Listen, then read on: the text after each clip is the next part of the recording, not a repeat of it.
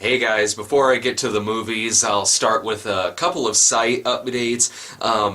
This is something that I've been getting a lot of a lot of messages about, be it Twitter, Facebook, email, anything like that. I know that some of you will sometimes log onto the site and it'll have a server error on there. I know that's been going on off and on for the past few months. Believe me, I know about it. It happens to me too. On my end, I don't know if it's the same on your end, but on my end, it's there for like a few seconds and then it goes away. Sometimes opening up another browser will take care of it. 99% of the time, just going on like Firefox will take care of it. It's a problem that I've really only noticed with Chrome and not Firefox. That is just one of the many reasons that we're doing a site redesign and getting away from the current program that we use.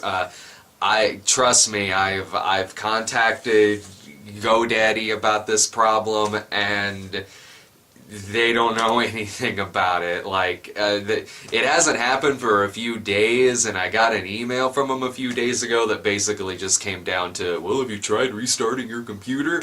Essentially, if it's a problem that's not currently going on when you contact them about it, then they don't know what the fuck it is. Like, it has to be a problem that's actually going on when you call them. So if you have a problem and it only happens for a few seconds and then goes away, good fucking luck getting them to take care of it, because they'll be just as fucking confused as I am or anybody else going to the damn site. So I don't know what causes it. I don't know why.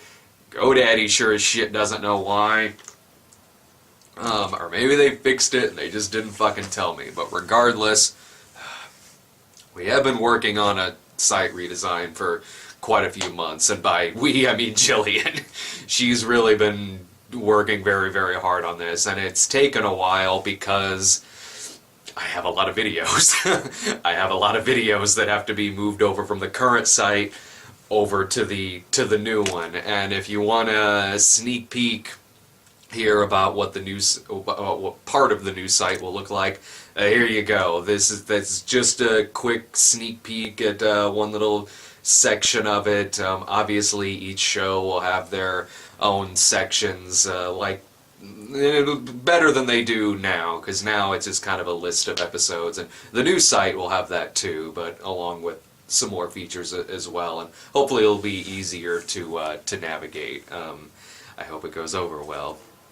Another thing too, I wanted to touch a little bit on Shot on Shittio, because I've gotten messages about when that's coming out.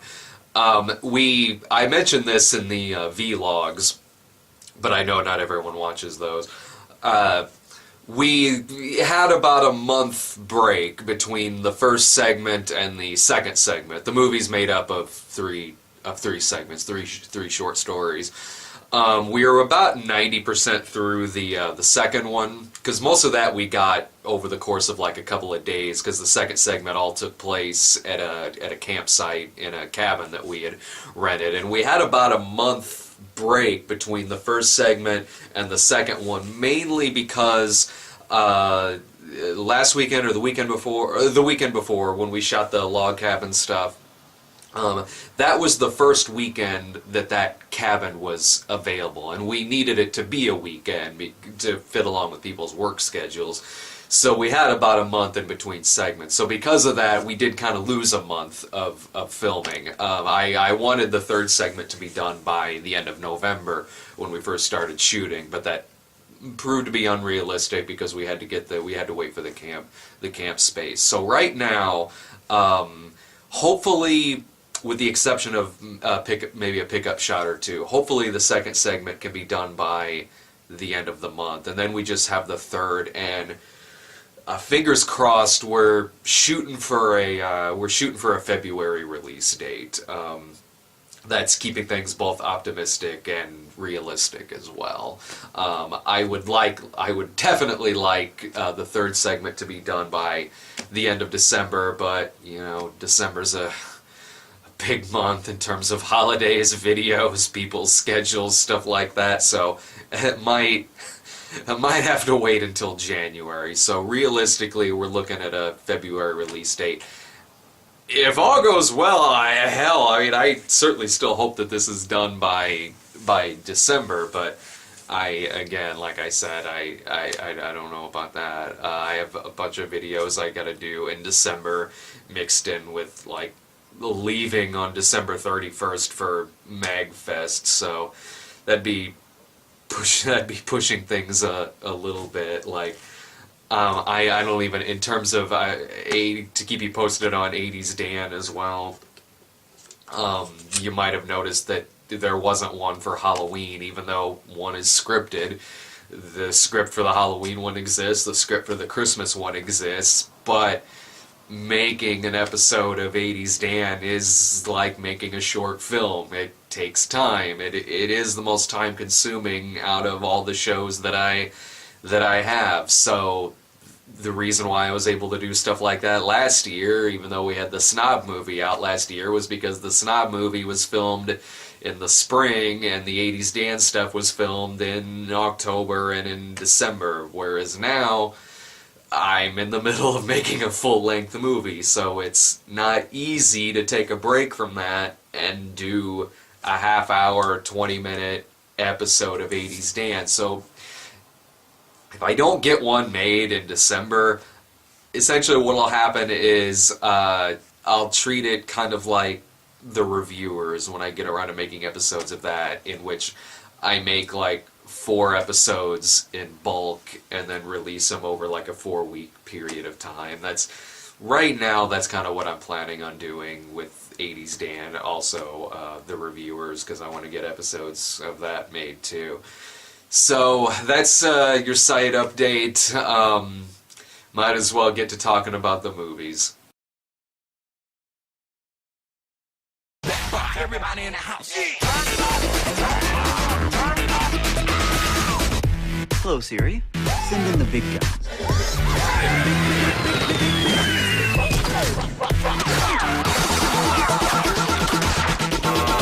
That's the girl. Move that bar. Everybody in the house.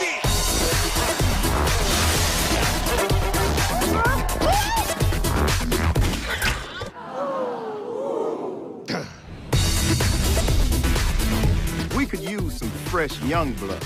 So what do you say, Canman? I'm in. Avengers, assemble! Wait, don't step out the... Oops. It's the fucking Starving Games. I mean, what do you expect me to say here? What can possibly be said about this movie that wasn't said about their other goddamn movies? I mean, at this point, is it even worth getting mad at these guys' movies? Because we know who they are, we know what kind of movies they make. At this point, 2013, if you sit down and watch one of their films, one of their newer films like this, and it turns out to suck, which of course, yeah, it's going to turn out to suck, but is it right to get mad anymore? Because if you sit down and watch it, at this point, it's your own goddamn fault for doing that. You've got no one to blame but yourself. Yeah, it's my fucking fault for sitting down and watching the Starving Games. And then when it was over, I didn't bitch on Twitter. I went on there and I said, like, so I watched the Starving Games, you know, and that was it. And that was followed by hundreds of people going, why? And yeah, that's a good question. Why? There was the one guy who said, good one, that joke's only a year old. It wasn't a joke, dumb shit. It was an actual fucking movie I watched. And I'm the dumb shit for watching it. Yeah, it was bad.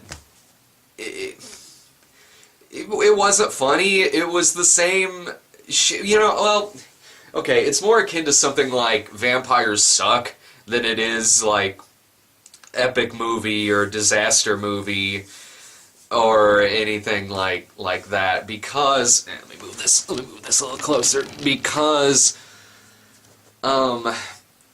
it's more focused on the movie that it's spoofing. I mean, it is by and large a spoof of the Hunger Games, just like Vampires Suck was, by and large, it was a spoof of the Twilight movies.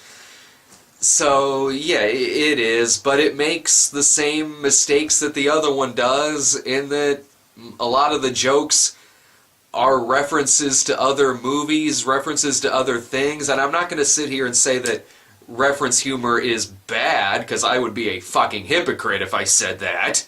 I reference shit all the goddamn time on here.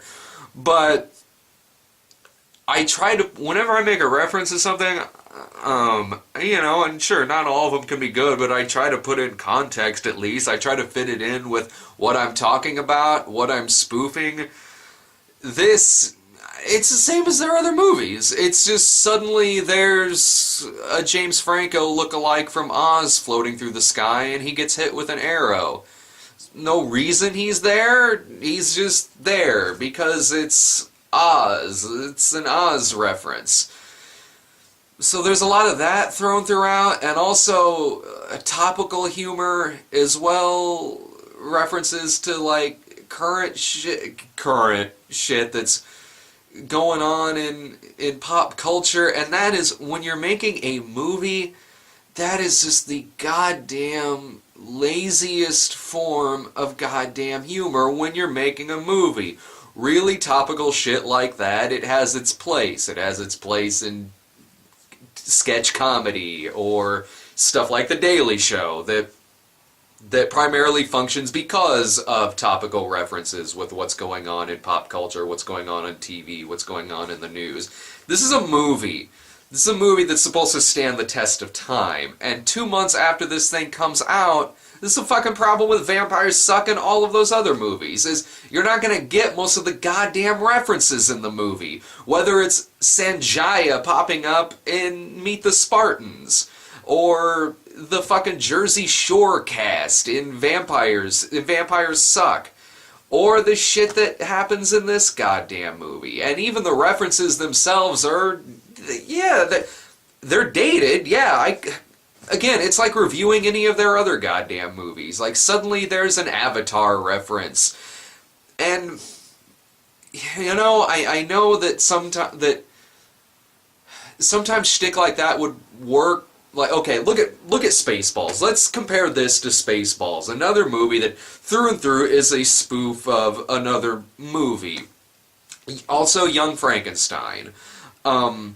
Spaceballs, spoof of Star Wars. This movie, spoof of the Hunger Games. And, you can make an argument, whereas in this, you're bashing it because, it's making an Avatar joke, even though Avatar's like 3 or more years old. And then, look at Spaceballs, which is spoofing a movie series that at that time was 10 years old, at least the first one was. And then in that movie, there's a Planet of the Apes reference, which that movie's longer than 3 years old.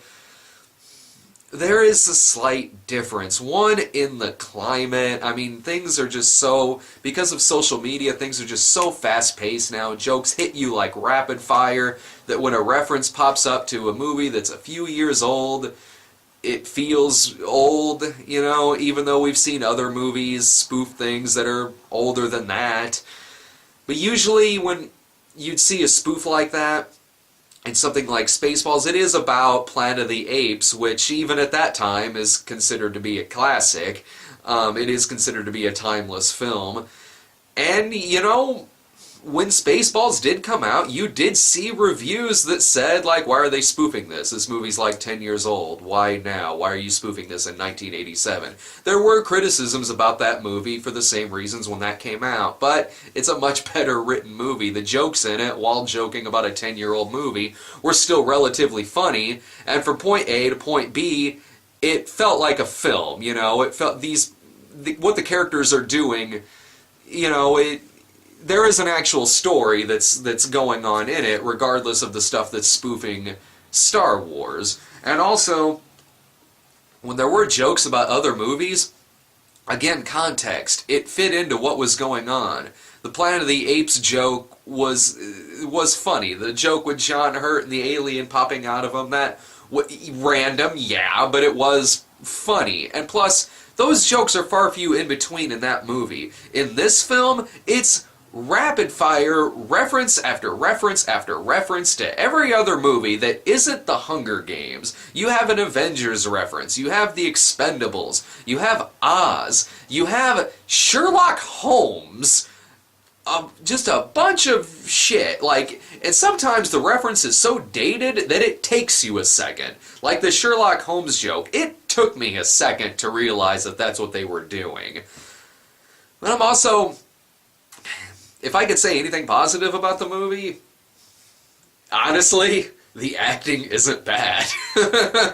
This feels weird to say. The acting in the movie is kind of solid. Like the girl who's playing Katniss, whose name in the movie is Can't Miss Evershot, and her friend Peter Malarkey with President Snowball and F off, who's supposed to be the Elizabeth Banks character. It doesn't even sound like a name. So anyway, the girl playing Katniss in this is actually pretty good. Like, honestly, she could probably legitimately have played Katniss in the actual movie if it wasn't Jennifer Lawrence. There's the guy who's playing Peter in this. His name in this is Peter. He's so doofy and like kind of innocent acting, and always smiling and giving a big wave, that he kind of works too. You know, it's actors really elevating the shit performance that they're giving, because really the lines that they're speaking are terrible, but they're not bad at speaking them. Here's a good example. This is the best character. This is by far the best character in the movie, and it's not even because the character is well written. When it's showing like the announcers. When it's showing the announcers doing their play-by-play of the games, there's one guy who's this... I recognize him from The Walking Dead. He's this big black dude. His name in the movie is Cleaver, and he's got like purple hair, a purple beard, always sits very stoic like that, and he delivers his lines so dry, so they're very dry and very deadpan. I mean that in a good way, and he does it so well that it made me laugh. The lines aren't even that good. It was really just kind of laughing at his delivery, which is done pretty well. Like, honestly, in a better spoof, like that would have been really funny. And in this one, it kind of is, but it's sort of like you're picking. You want to laugh at something, and you're picking this, and okay, this is what I'm gonna laugh at because I'm desperate to laugh at something. But the guy genuinely does give a good performance. Some of the impersonators that they get are odd, because they don't really look like the person they're impersonating, but they kind of sound like them. When the Expendables show up, you have Stallone, Arnold, Bruce Willis, Statham, all of these guys. There is kind of a funny line about Statham being upset that everyone else has a catchphrase but him. And really, the Chuck Norris joke they gave was, honestly, I thought it was funnier than the Chuck Norris joke they had in Expendables 2. None of these guys really look like the people they're playing, but they got the voices right. The guy playing Bruce Willis doesn't look like Bruce Willis, but he does a good Bruce Willis voice. Stallone looks like you left him in the dryer too long. Like, Arnold kind of looks like just like a big fat guy. I mean, I know Arnold's not in the best shape now, but he's in better shape than this guy is. The Samuel L. Jackson impersonator doesn't look anything like Samuel L. Jackson, but he does kind of sound like him. But all that setup is just them picking on Hawkeye, which I still don't fucking get. I do want my Hawkeye movie, goddammit. Hawkeye I thought was one of the best characters in that fucking movie. You want to make fun of anyone, make fun of fucking Black Widow. She's a fucking block of wood. So I don't get all of the. I don't get all the fucking Hawkeye hate. I really, really fucking don't. Anyway, I didn't even laugh at that when they did that on Riff Tracks. I'm definitely not gonna laugh at it when it's fucking Friedberg and Seltzer doing this shit. The movie is short. It's like 70 minutes when you take out the credits. Barely 70 minutes. This thing, honestly, it gets rolling pretty fast. Because after the, God, speaking of the topical, I just remember that there's a fucking double rainbow joke in it. I knew I had to think of some main example in this that went along with a lot of the fucking topical. That's not even topical anymore. Shit from the other movies. In this one, there's a goddamn double rainbow joke. There's a fucking annoying orange joke in it. Annoying orange. Well, I guess I'm glad that was there. I could be watching something worse than fucking Starving Games, and that would be Annoying Orange. So thanks. There's a fucking Angry Bird reference. Fruit Ninja. Jesus Christ. Really? Fuck these guys. Now I am starting to get mad, and it's my own goddamn fault. Okay, so it's short because it doesn't spoof really any of the training whatsoever of the Hunger Games contestants. It just 10 minutes into the movie, it goes right into the beginning of the Hunger Games. They skip like all the Woody Harrelson stuff. So it's really short because of that. I think that's all I got, really. The one thing that you would have expected them to spoof if this was actually a smart satire was the shaky cam, but they don't. You'd think that would be the easiest thing, but no, they don't spoof that at all. They keep the camera still, more so than the Hunger Games does, but somehow it feels worse directed because the editing is all over the goddamn place. So they don't spoof the shaky cam shit. You know, these guys, you know, spoof just isn't their goddamn thing. I honestly would like... I know people just want them to go away and want them to leave and not make another fucking movie again. Well, you know what? People ask why these guys make movies. And it's because their movies actually make money. I know that sucks. I know it sucks to say that. I know it's a truth that feels like it shouldn't be true, but it is. Yeah, their movies, for the most part, they're so cheap to make, and they make a profit. That's how they keep fucking making them.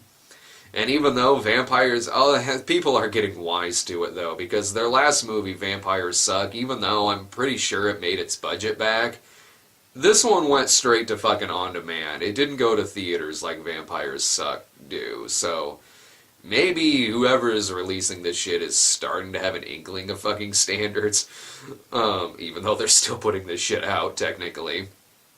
But here's the thing, these guys aren't good at spoof. Maybe they're good at something else, you know? So I can certainly think of some genres that I would be fucking terrible at writing.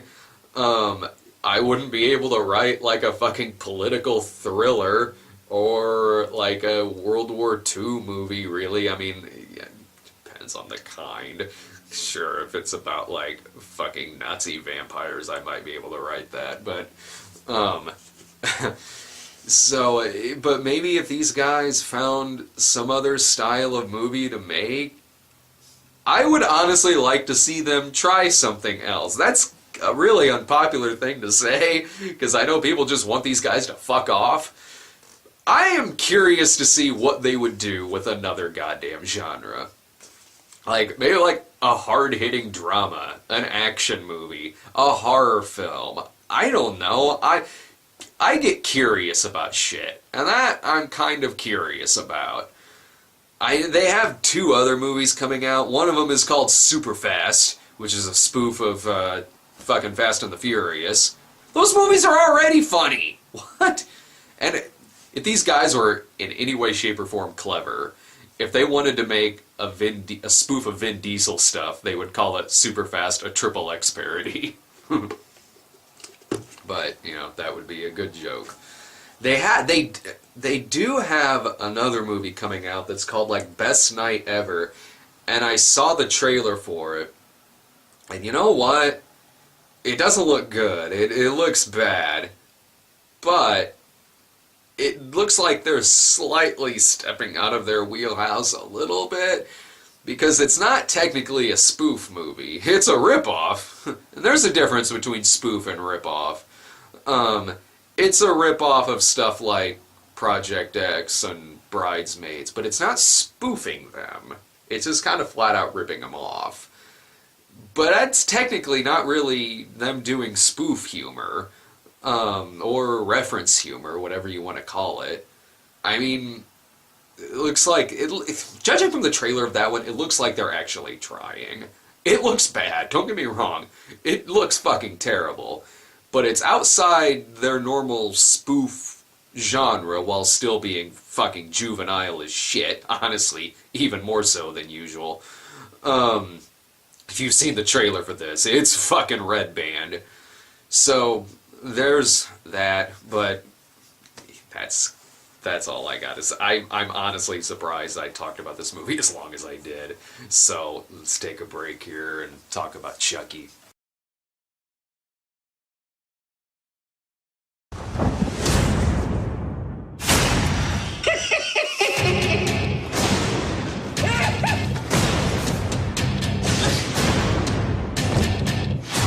It's a doll. What's the worst that can happen, huh?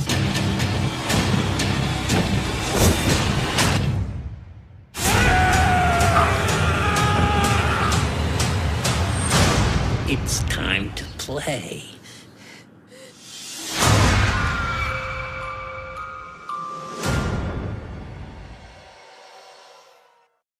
Alright, it's the new Child's Play movie, which I feel bad it's taking me this long to review it. I wanted to review it like the week it came out. I've honestly had it since then, but it's a mixture of being kind of busy lately and also, admittedly, I was putting it off because I didn't really think it looked all that great from the snippets I saw of it. I didn't really want to be disappointed by a Chucky movie because really I've liked all of them.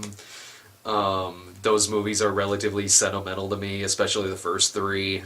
We watched the fuck out of those when we were kids, and I even liked Bride of Chucky, and I thought Seed of Chucky was a really funny movie. I thought that's one series of horror movies that for me both worked when it was suspenseful and worked when it was funny. And it's also one of those rare horror franchises, too, where the same guy has been behind all of them in the writer's seat, sometimes in the director's seat.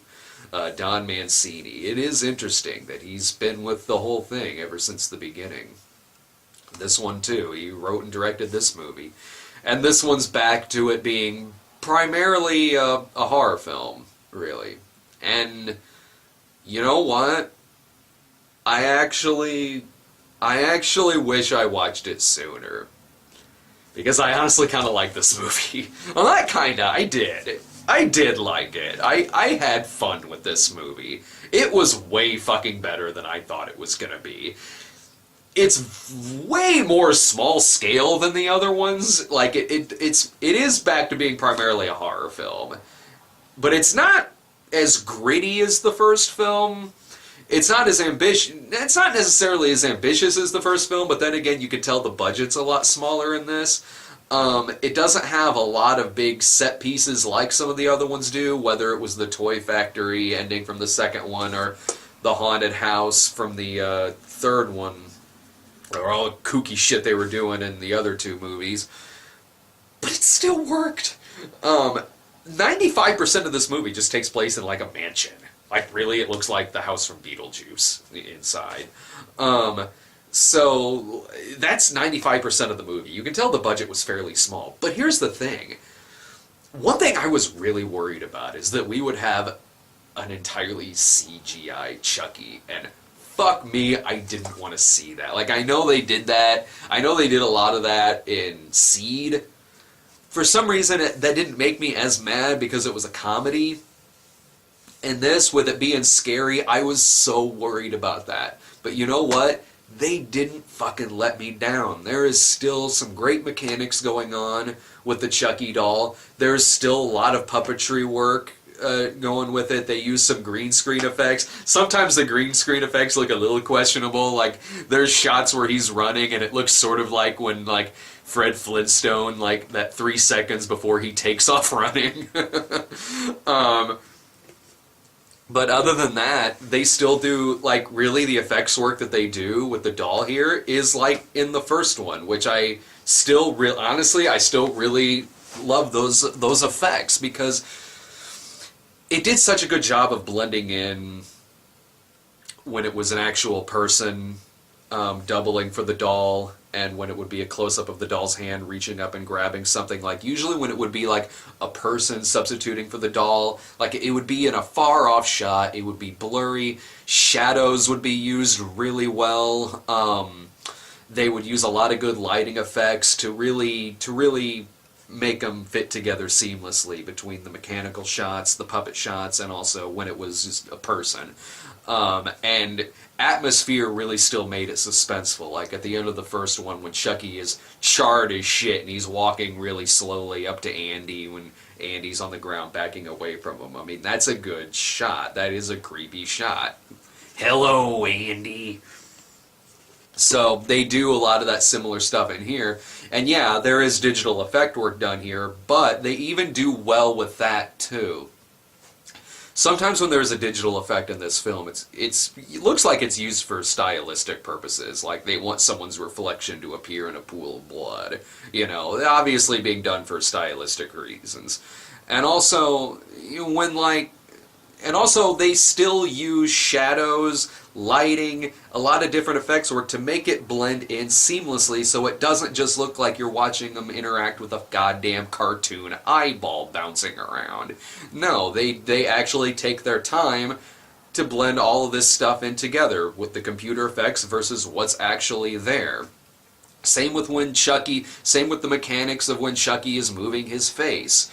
Same with when, like, there are shots of a human body double running around. They do that like they do in the first one. It's not as gritty as a film as the first one. It's definitely more digital video looking than the first one is, because, well, this one's not shot on film.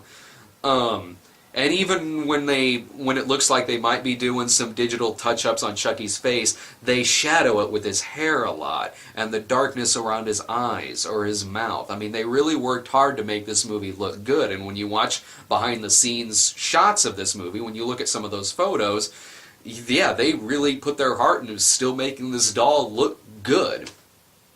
And what really makes it work beyond that, beyond just superficial reasons like, you know, the doll, what the doll looks like, what kind of effects that they're using, beyond that, they do creepy work with this doll. I did jump a few times in this film. Honestly, this isn't the best one out of all of them. It's not the worst either. Like I said earlier, I like all of them. This one, honestly, isn't my least favorite. It's not my favorite either. The first one's still my favorite, but when the doll is just normal, when he's not like doing evil face or Chucky laugh or anything like that, when he's just sitting there normal, honestly, the doll has never looked creepier in any of the other movies. The doll has never looked creepier than in this, when he's sitting there with bloodshot eyes and fucking his pupils dilating and shit, and his creepy ass mouth agape, even the hair that they have on him in this. Like, really? Like, there are shots where the doll is just sitting there, and it's some of the creepiest shit in the fucking movie. I liked that. I did. And then when the doll reaches his hand up and grabs someone, yeah, it has a stinger in there, it has a jump scare, but it was already doing creepy shit before that happened. So it really didn't bother me. There's a cheap jump scare at the very end of it that's pointless, and something jumping up at the screen that's kind of a fuck you, but what, I still like the movie beyond that point. And it's not simply just a reboot of the other movies. It kind of looks like that from the surface, but it does tie into the other movies, all of them. It doesn't take the cheap way out of, oh, we're just following up the first 3 movies because those were mainly horror, so let's just follow those up and just ignore Bride and Seed of Chucky. It doesn't do that. It ties in to all of them. It even has some really good cameos in it. And I honestly don't really want to spoil them. And keep watching after the credits. Keep watching after the credits. You'll definitely want to do that. The cameos I enjoyed. The setup of the movie is that Chucky gets delivered to this mansion where this woman in a wheelchair, young girl, she lives with her mom. The doll arrives, the mom ends up dead, and then the rest of her family comes to, like, take care of her, even though they really just want to buy the house off of her. Really, it's like a setup for a giallo movie, because these characters are seedy as shit. There's Sexy Pants Nanny who shows up, who you think is banging the husband. The husband looks like he wants to bang the nanny. And then there's the bitch religious mom, who's the sister of the wheelchair girl, who, when she first turns up, really, she's just as creepy looking as the doll. Like, I don't know how to describe it. With the makeup that they have on her and what they're doing with her eyes, like, she looks like the evil witch's wax sculpture has come to life and is, like, haunting my goddamn dreams. So, she is, like, really trying to bitch her sister into giving her this mansion, but she's also having an affair with the nanny. There's all this really seedy, like, soap opera-y shit going on. Like, really, it is like Chucky somehow ended up in a giallo film. There's even a priest there, which, if this was a giallo film, the priest would turn out to be the bad guy. So all of these characters show up, and really you don't give too much of a shit when one of them gets killed. But they're not annoying, really. Like, a lot of modern horror films have that problem where they make everyone so unlikable that you just... It's not just that you want to see them die, you just don't simply want to see them in a goddamn movie. This isn't the case, really. Like, they make characters sleazy and bitchy, but in, like, kind of a fun, like... in like a fun soap opera-y kind of way. And it just, I don't know, it just worked for me. It totally did. The tie-ins to the other movies worked for me. They actually do flashbacks with Brad Dourif as Charles Lee Ray. Under a lot of makeup. So much makeup that for a second I was like, did they get another actor to play Charles Lee Ray? Why? But no, it's Brad Dourif, just under a lot of makeup. And they even tie it directly into the opening scene from the first one. Admittedly, they don't explain Eddie in the being his partner in the first one. If they reference Eddie at all in this movie, I missed it. I totally missed it if they referenced him, but I don't think they did. Because when they got done doing the flashback, I was like, well, what about Eddie? Are they going to explain, like, who he was or where the fuck did he came from? If I missed it, by all means, correct me. And if I missed it, I'm sorry, but I don't think I did. But honestly, the movie really is a love letter from Don Mancini to fans of the series. He throws in references to the other movies, but works them into the film. Okay, here's a good example. When you see Charles Lee Ray at in the flashback, he's holding the knife, that weird-looking knife that Chucky has in the first movie. That's the kind of thing that they do in this to kind of reference things from the other films. Little things like that that make sense that he would have that. And the kills are fine. The kills, honestly, are sometimes pretty fucking brutal. Like, there's a guy who gets his jaw knocked off with an axe. Like, really, it has some of the more brutal death scenes in the entire series. So this was honestly a surprise to me. It was. It goes off the fucking rails, like, in the last 20 minutes. But really, what Child's Play movie didn't go off the rails in the last 20 minutes? Either you have fun with it, or you don't. In this one, I had fun with it. I did. As much as I didn't really need the tie-ins to Bride and Seed of Chucky, even though I like those movies, even though I didn't necessarily need heavy tie-ins to those, when they did show up, I didn't mind. I didn't. The movie does answer a lot of things going on throughout it, other things that have been certain continuity issues with the other movie. Even the start of this looks like a huge continuity issue. I know I'm a putz for talking continuity in a Child's Play movie, but for instance, when he first shows up, you know, if you've seen all the movies, you're kind of like, well, this is following the other ones, but what happened to the scars on his fucking face? That actually does get answered in the movie. So they did put love and care into this movie. Don Mancini did. I think he did a good job in this. When it's creepy and spooky, it is. It did make me jump a few times. And when it's funny, it is also funny. Like when you have the little girl saying, "Mommy, Chucky says there is no God." It's things like that, like, and the wife and the husband going back and forth about him knowing that she's fucking the nanny, and also when Chucky's head does the Linda Blair head spin all around, like he did in the first one, when he does the head spin around, and the dad's only reaction is, "Huh, well, I don't remember it ever doing that." Anyway, on with my day. This doll just spin his head around for no reason. Guess that's what it's supposed to do. So, I mean, that was kind of funny.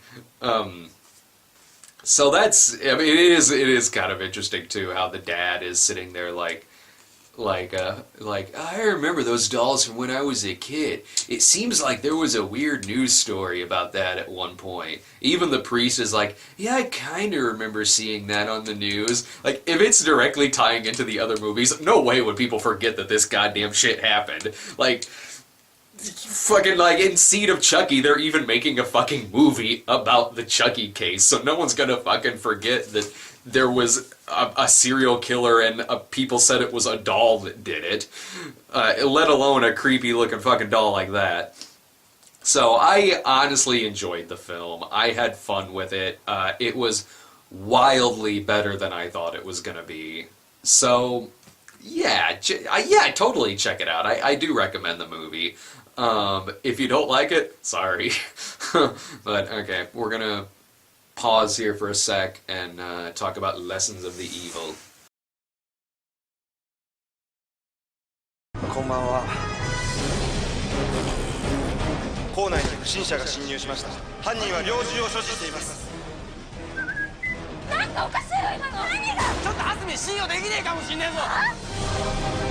早見圭介か。お前がやったのか。エクセレント。防火シャッターを下ろしてバリケード作ろう。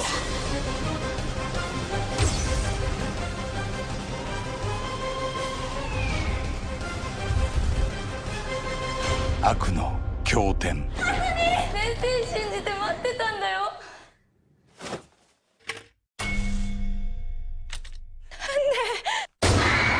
Alright, this is the new Takashi Miike movie, Lesson of the Evil.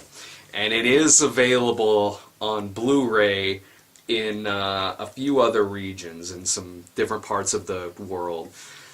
And I recommend getting a hand on this. Several reasons. One, it's a pretty decent movie, and also, who the fuck knows when you'll ever see this movie come out here? Let alone a movie like this, even... There is no way a movie like this will get made in the States any goddamn time soon. Like, I'm curious to know when this movie would even be released in the United States. Like, I know it's been in some film festivals and stuff like that, but I'm talking about, like, an actual, like, release of this movie. Which is unfortunate, because it is a pretty good movie. It's not great, but it worked. It did work on me. The movie was actually made in 2012, or maybe 2011. I know in some areas it got released in 2012. But anyway, the movie is, it's about a teacher. It's about a teacher who, wants total control over the high school that he teaches at. He wants to stop cheating, stop bullying, really have a handle on all the students and what all the teachers are doing, even if that comes down to just straight up blackmail. When he stops students from cheating, he locks out all the signals from their cell phones because they're using their cell phones to cheat. When he wants to stop bullying, he'll beat the shit out of somebody. When he kind of wants to control another teacher, he finds out that another teacher is having a homosexual relationship with one of the students, finds that out, and blackmails him over it because he's got the entire school bugged. He puts bugging devices in the electrical outlets in all the rooms and pays attention to every single one of them. And if someone catches on to him, he will kill them by making all of it look like a suicide. Whenever he kills people in this, for the most part, he makes it look like a suicide, like the person just offed themselves. There's a term that they use throughout the movie. Whenever one person commits suicide, then others might follow in a small group of people. I forget what the term is, but they reference it quite a bit in the movie. And he himself is actually having an affair with a female student in the group. A female student who had been I think it was her anyway, had been complaining of bullying and being mistreated by some of the other students. And then you find out that this guy is actually a serial killer. You find out that he's a straight up serial killer who wants to murder every goddamn single one of them. So the climax of the movie is a giant school shooting with him going around with a shotgun, soulless, ruthlessly, straight up emotionless, cold-blooded, point-blank massacring all of the students in this class when they're having like an after-hours function and they're putting together like some decorations and designs for a school function that's going on. He has them all locked in there and just shotgun goes around, bam, bam, bam, bam, bam. Man, I might be wrong. But I think it'll be a while before we see a movie like this around here. Again, it's a shame because it's not a bad movie. It's pretty good. It is suspenseful. The acting's good. It has some surprises. It has some visual surprises in there, like when his gun takes on the form of his charred ex-serial killing partner. I think that's what it was supposed to be. And it's talking to him and telling him to kill all of these people. That was interesting, yeah.